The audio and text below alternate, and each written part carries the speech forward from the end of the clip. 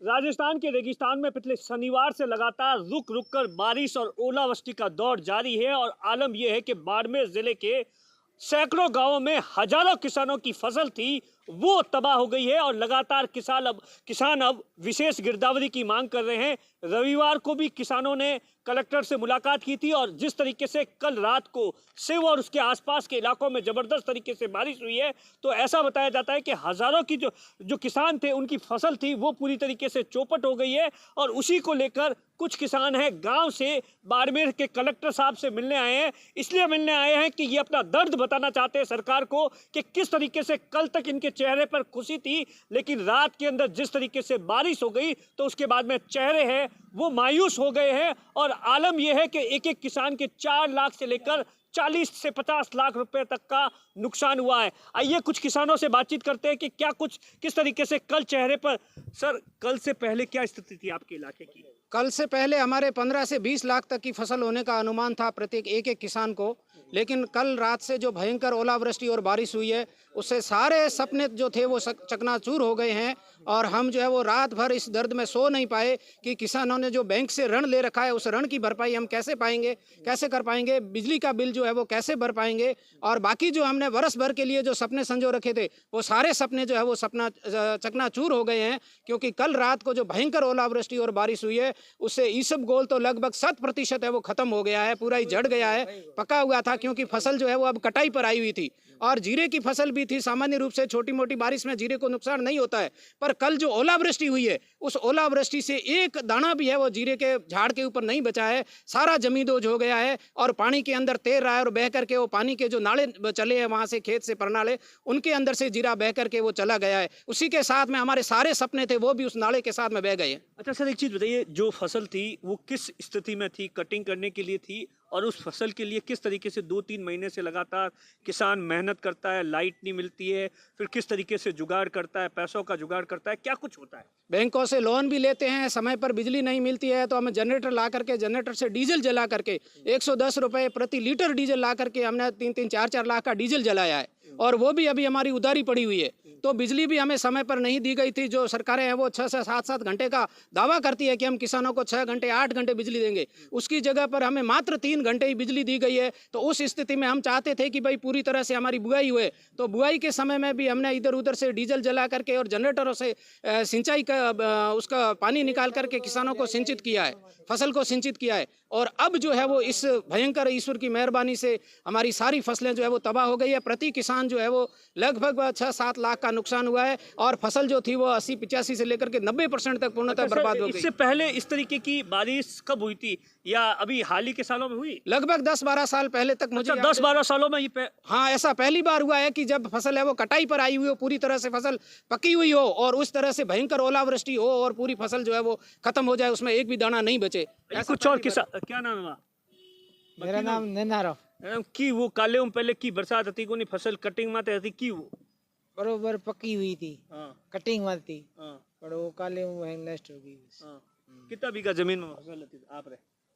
हमारे होगी 30 बीघा। क्या क्या स्थिति है बलराम, जिस तरीके से बलराम जी फसल जो नष्ट होती है आजकल बीमा किया जाता है, फसल बीमा योजना केंद्र सरकार ने चालू कर रखा है, लेकिन प्रीमियम लिया जाता है और क्लेम नहीं दिया जाता है। बीमा कंपनी ने सन 2020 में बजट सत्र में एक बीमा अधिनियम में संशोधन किया और उस संशोधन के माध्यम से परंतुक लगा करके प्रत्येक धारा के अंदर जो अटल जी ने बीमा लागू किया था उसमें संशोधन करते हुए बीमा कंपनियों को लाभ दे दिया गया। अब किसानों को नुकसान हो गया। अब बीमा कंपनी प्रीमियम तो कलेक्ट कर लेती है, लेकिन वो परंतु को वो कानून ऐसा आड़े आता है कि आज किसानों को कुछ भी पैसा नहीं मिलता।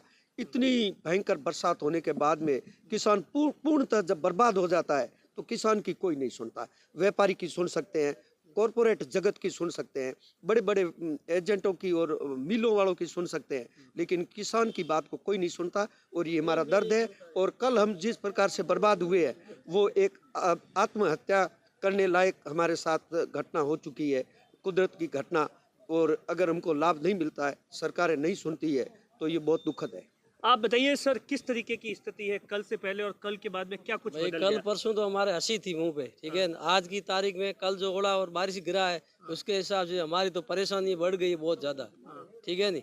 घर पे सब बच्चे कोई अच्छे हमारे कुछ नहीं लगते अभी तो, क्या करें। ऐसा ही हुआ हमारे साथ, ओले और बारिश ये सब थी, गिर गई। और लाइट तो आपको मालूम है हमारे को दी नहीं, सबको मालूम है। 6 घंटे की जगह 3 घंटे दी।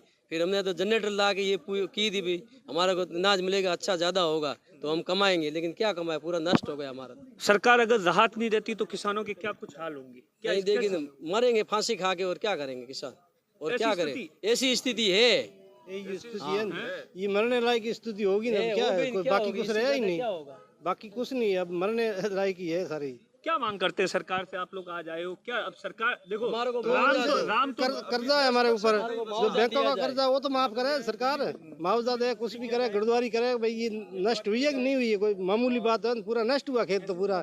ओला आप देखोगा तो आपके पास वीडियो भी आया ओलों का, तो पूरी फसल नष्ट होगी सारी। अच्छा, रात को क्या कुछ था, मतलब रात को किस तरीके से बारिश हुई? पूरी रात बारिश हुई है, पूरी रात कम से कम 12-1 बजे बारिश, पूरी रात थी। पूरी रात ओलावृष्टि, बहुत भारी बारिश हुई, भयंकर।